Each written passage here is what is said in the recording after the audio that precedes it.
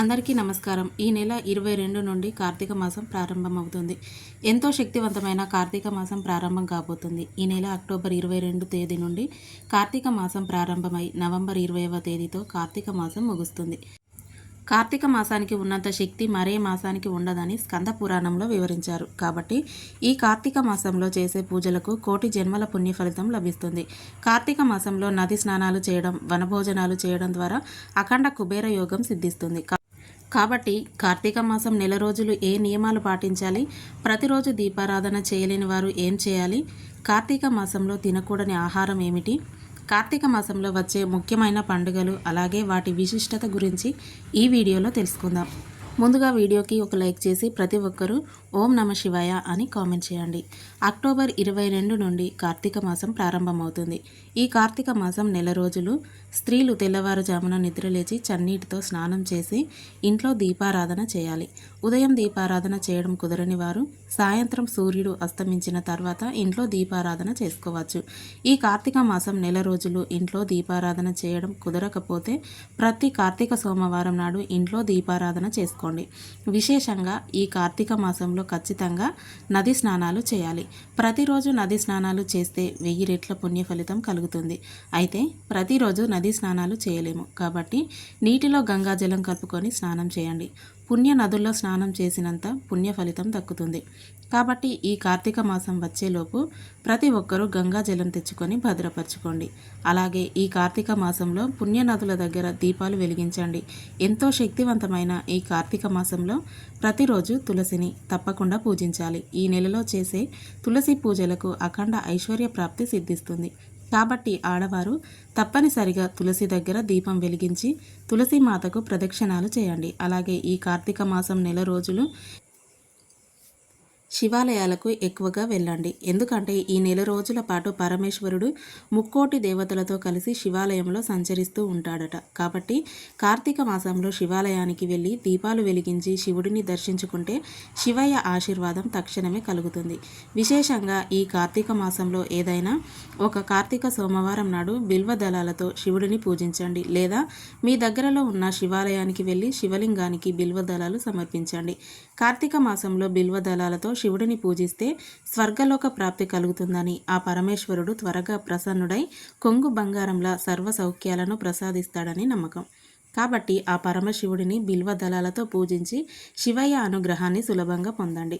కార్తీక మాసంలో వచ్చే ప్రతి సోమవారానికి ఎంతో విశిష్టత ఉంటుంది. కాబట్టి ప్రతి కార్తీక సోమవారం నాడు ఆడవారు తప్పనిసరిగా ఉపవాసం ఉండాలి. ఉదయం అంతా ఉపవాసం ఉండి సాయంత్రం చంద్రుడిని దర్శించి భోజనం చేయవచ్చు. కార్తీక సోమవారం ఉపవాసం ఉంటే ఆ పరమేశ్వరుడు త్వరగా అనుగ్రహించి కోరిన కోరికలన్నీ వెంటనే నెరవేరుస్తాడట. ప్రతి కార్తీక సోమవారం తప్పనిసరిగా మీ దగ్గరలో ఉన్న శివాలయానికి వెళ్ళి శివుడికి అభిషేకం చేయండి. సాధారణంగా శివలింగానికి అభిషేకం చేస్తేనే ఎంతో పుణ్య ఫలితం లభిస్తుంది. అయితే కార్తీక సోమవారం చేసే అభిషేకానికి మాత్రం కొన్ని వేల రెట్ల పుణ్య ఫలితం లభిస్తుందట. ముఖ్యంగా ఈ కార్తీక మాసం నెల రోజులు కొన్ని ఆహార పదార్థాలను అస్సలు తినకూడదు.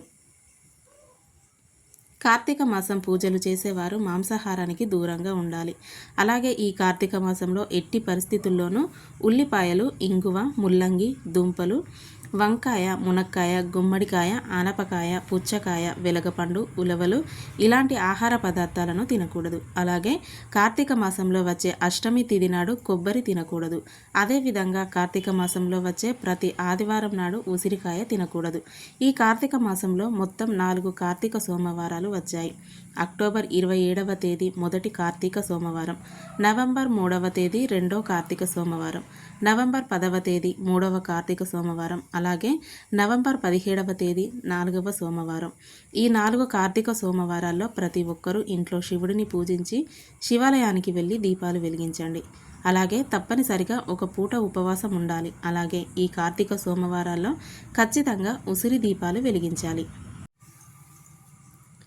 ఇక ఈ కార్తీక మాసంలో వచ్చే పండుగలు వాటి విశిష్టత గురించి తెలుసుకుందాం. అక్టోబర్ 23వ తేదీ గురువారం నాడు భగిని హస్త భోజనం జరుపుకోవాలి. భగిని హస్త భోజనం అంటే పెళ్ళైన ఆడపిల్లలందరూ తమ అన్నదమ్ములను ఇంటికి పిలిచి వారికి ఇష్టమైన ఆహారాన్ని వండి మీ చేతుల మీదుగా మీ సోదరులకు భోజనం వడ్డించాలి. తద్వారా మీ సోదరుల ఆయుష్ పెరుగుతుందట. ఇక అక్టోబర్ 25 శనివారం నాడు నాగుల చవితి వచ్చింది. నాగుల చవితి నాడు నాగపుట్టలో పాలు పోసి పుట్టకు 5 ప్రదక్షిణాలు చేయండి. లేదా జంట నాగుల విగ్రహాలకు ఆవు పాలతో అభిషేకం చేసిన నమస్కారం చేసుకోండి. భయంకరమైన కాలసర్ప దోషాలన్నీ వెంటనే తొలగిపోతాయి. అలాగే నవంబర్ 1వ తేదీ శనివారం నాడు కార్తీక శుక్ల ఏకాదశి వచ్చింది. శనివారం నాడు కార్తీక శుక్ల ఏకాదశి రావడం చాలా విశేషం. ఈ ఏకాదశి రోజునే శ్రీ మహావిష్ణువు యోగ నిద్ర నుండి మేల్కొంటాడట. కాబట్టి ఈ ఏకాదశి రోజున శ్రీ మహావిష్ణువుని పూజించి ఉపవాసం ఉంటే 1000 యాగాలు చేసినంత పుణ్య ఫలితం లభిస్తుందట. ఇక నవంబర్ 2వ తేదీన ఆదివారం నాడు క్షీరాబ్ది ద్వాదశి వచ్చింది. ఈ ద్వాదశి నాడు శ్రీ మహావిష్ణువు లక్ష్మీదేవిని వివాహం చేసుకుంటాడు. కాబట్టి నవంబర్ 2వ తేదీన క్షీరాబ్ది ద్వాదశి నాడు తులసి వివాహం చేస్తారు. తులసి కోటను లక్ష్మీదేవిగా భావిస్తూ, ఉసిరి మొక్కను శ్రీ మహావిష్ణువుగా భావిస్తూ తులసి కోటలో ఉసిరి కొమ్మ పెట్టి వివాహం చేస్తారు. కాబట్టి ఈ క్షీరాబ్ది ద్వాదశి నాడు ప్రతి ఒక్కరూ తులసి కోటలో దీపాలు వెలిగించి తులసిని విశేషంగా పూజించాలి. ఇక నవంబర్ 5వ తేదీ బుధవారం నాడు కార్తీక పౌర్ణమి వచ్చింది. ఇక కార్తీక మాసంలో వచ్చే కార్తీక పౌర్ణమికి ఎంతో విశిష్టత ఉంటుంది. ఈ కార్తీక పౌర్ణమి నాడు కేదార నోములు నోచుకోవాలి. అలాగే ఈ కార్తీక పౌర్ణమి రోజున ప్రతి ఒక్కరూ పుణ్య నదుల్లో స్నానం చేసి శివుడికి ప్రత్యేక పూజలు చేయాలి.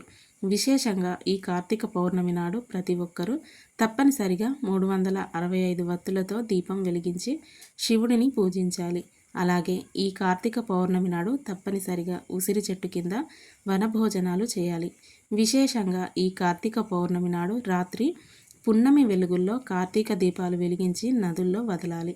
ఇక నవంబర్ 20వ తేదీన అమావాస్యతో కార్తీక మాసం ముగిసిపోతుంది.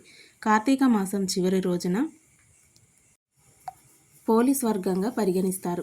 కార్తీక మాసంలో దీపారాధన చేసిన వారు, నదీ స్నానాలు ఆచరించిన వారు ఆ పుణ్య ఫలితం పూర్తిగా దక్కాలంటే కార్తీక మాసం చివరి రోజున అంటే నవంబర్ 20వ తేదీన పోలీస్ వర్గం నాడు మహిళలు తెల్లవారుజామున నిద్రలేచి అరటి తొప్పల్లో 30 వత్తులతో దీపం వెలిగించి నదుల్లో వదలాలి. ఇలా చేయడం ద్వారా కార్తీక మాసం నెల రోజులు దీపారాధన చేసినంత పుణ్య ఫలితం లభిస్తుంది. ముఖ్యంగా ఈ కార్తీక మాసంలో శివాలయంలో దీపారాధన చేసిన వారికి విశేషమైన పుణ్య ఫలితం లభిస్తుంది. కాబట్టి ప్రతిరోజు ప్రదోష కాలంలో శివాలయానికి వెళ్ళి దీపాలు వెలిగించండి. జన్మ జన్మల పాపాలన్నీ తొలగిపోయి జన్మ జన్మల అదృష్టం కలుగుతుంది. ఇక ఈ కార్తీక మాసంలో చేసే దాన ధర్మాలకు కోటి జన్మల పుణ్య ఫలితం లభిస్తుంది.